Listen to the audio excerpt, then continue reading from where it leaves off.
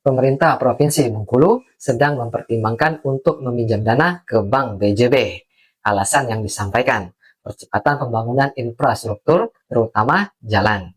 Tetapi publik wajar bertanya, bukankah tahun ini saja sudah ada alokasi hampir 600 miliar rupiah di APBD untuk infrastruktur? Kalau 600 miliar itu nyata, mengapa masih ada wacana berhutang? Dan di titik inilah muncul satir publik. Kalau utang ini salah dikelola, bukankah Bengkulu bisa saja tergadaikan ke BJB? Seolah-olah bukan lagi membangun daerah, tapi menjualnya. Kita harus ingat, 600 miliar itu bukan uang yang jatuh dari langit.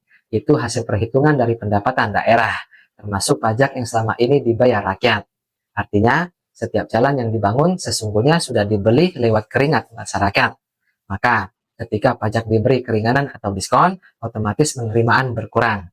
Jika hitungan PAD meleset, lalu dicarikan solusi dengan hutang, publik berhak tahu apakah ini memang strategi fiskal atau hanya tambal sulam anggaran. Belum selesai di situ. Memori kolektif warga Bengkulu masih menyimpan catatan soal pinjaman Pemkot Bengkulu ke BJB sekitar 150 miliar.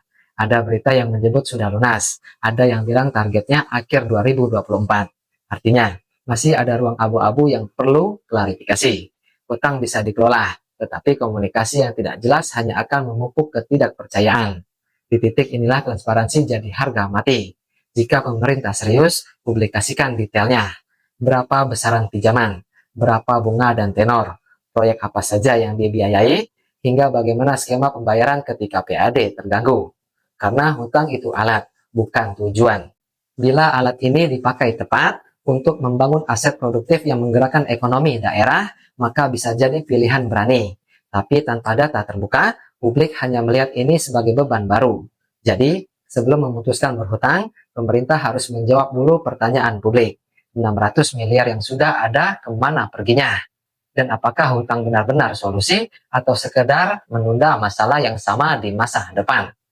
Saya Rio Tajur dan ini Suara Rafflesia, media Nurani Bengkulu yang siap bangkit, yang tidak akan diam. Mari belajar memanusiakan manusia. Ingat, diskusikan apapun itu tapi tetap pakai adab.